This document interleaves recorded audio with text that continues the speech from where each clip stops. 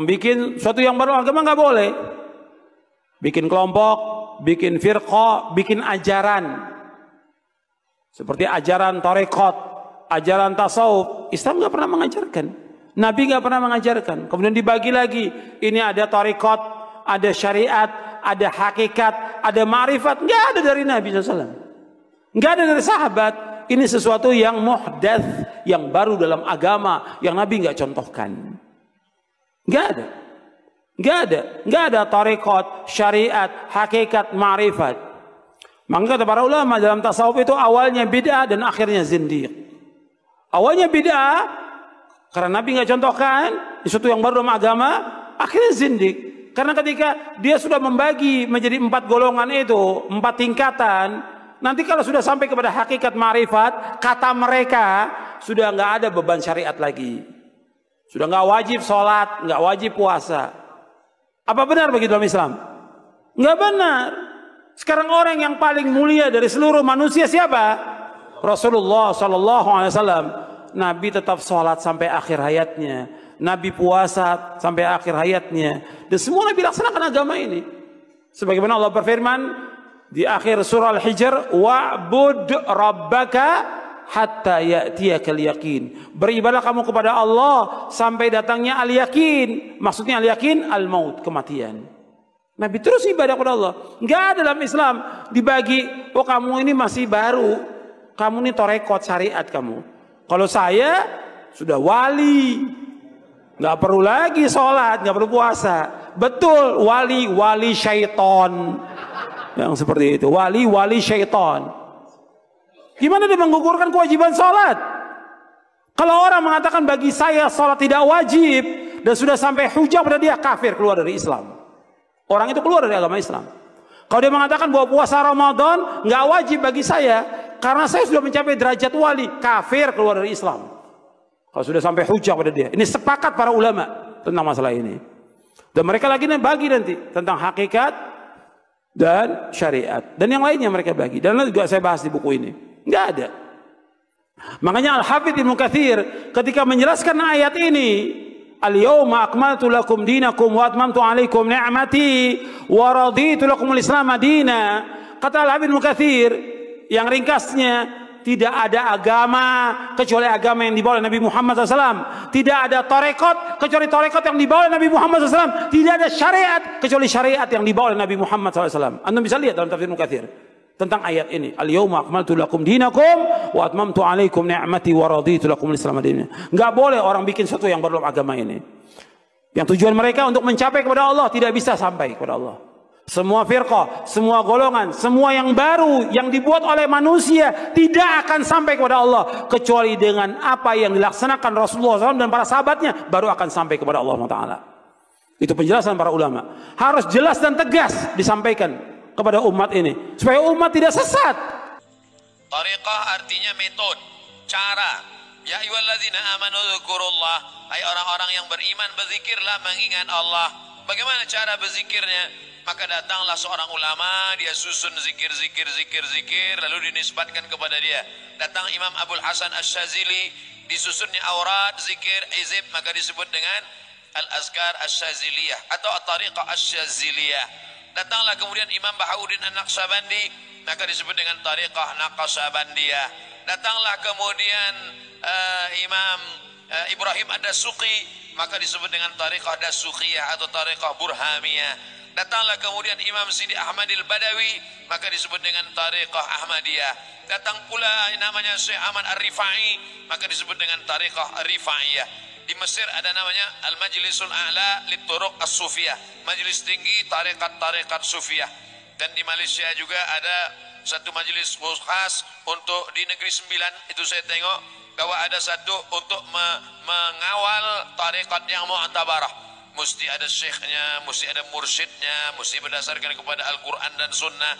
Sebenarnya ini adalah metode cara berzikir, maka mestilah dilihat. Saya tanya kepada Syekh Muwaffaq. Syekh Muwaffaq dia seorang ahli hadis, tapi dia juga seorang mursyid As-Syadziliyah. Lalu saya tanya, bagaimana sebenarnya tarikat ini Syekh Muwaffaq? Kata Syekh Muwaffaq seorang ulama, dia susun zikir, lalu kemudian dikatakan ini adalah Andai Abdul Somad menyusun zikir, saya susun zikir, saya susun berdasarkan hadis ini, zikir ini, zikir ini, zikir ini, maka orang mengatakan zikir apa itu? Tariqat Somadiyah. Dinisbatkan kepada dia. Tariqat Naqsabandiyah, Tariqat Sattariyah Ahmad Sattari, Tariqat Naqsabandiyah Bahauddin Naqsabandi, Tariqat Saziliyah Abdul Hasan As-Sazili. Yang semuanya itu adalah masih dia ambil dari hadis. Hanya saja ada beberapa zikir yang dia buat sendiri. Nah, apa hukum kalau zikir diambil dari hadis? Afdhalul zikri la ilaha illallah, dari hadis. Membacakan subhanallah wa bihamdihi subhanallahil azim, bagi hadis. Berzikir mengucapkan Allah Allah, kalau ada orang berzikir mufrad Allah Allah Allah Allah, ada dari hadis. Mana zikir Allah Allah? La taqumus saah, tidak akan terjadi hari kiamat selama orang masih ada berjalan di atas muka bumi berkata Allah Allah. Tengok pula dalam Quran, inna fi khalqis samawati wal ard, dalam penciptaan langit dan bumi, waqtilafil laili wan nahar, perputaran siang dan malam, la ayatil liulil albab, dia menjadi ayat-ayat bagi orang yang berfikir. Siapa itu? Alladzina yadhkuruna Allah, orang yang menyebut Allah. Di situ disebut mufrad tunggal, alladzina yadhkuruna Allah, orang yang menyebut Allah qiyaman, waktu tegak, wa qu'udan, waktu duduk, wa ala junubihim, ketika berbaring. Tapi tetaplah mursyid-mursyid ini dilihat apakah dia berpegang kepada sunnah atau tidak. Makanya kita dalam masalah akidah Asy'ari, dalam masalah fiqh Syafi'i, dalam masalah tasawuf bukan tasawuf falsafi, tapi tasawuf sunni, Abu Hamid Al-Ghazali dan Abul Hasan As-Sazili dan Junaid Al-Baghdadi. Maka lihatlah kitab Ihya Ulumuddin, dia pakai ayat Quran, dia pakai hadis Nabi. Apa kata Imam Saraj At-Tusi dalam kitab Al-Luma? Idza ra'aita ar-rajul, kalau kau lihat ada orang yatiru fil hawa, terbang di atas awan, yamshi 'alal ma', berjalan di atas air, la taghtar, jangan tertipu. Kalau nampak engkau ada orang terbang di atas awan, berjalan di atas air, jangan tertipu, jangan terpukau, tapi pandanglah dia bagaimana berpegang kepada Al-Quran dan sunnah Rasulullah SAW. Maka dalam bidang tasawuf ini, lihatlah mursyid yang alim, yang berpegang kepada Quran dan sunnah. Kitab-kitab yang dia baca, Ar-Risalah Al-Qushairiyah, Qut Al-Qulub Abu Talib Al-Makki, Ihya Ulumuddin Abu Hamid Al-Ghazali.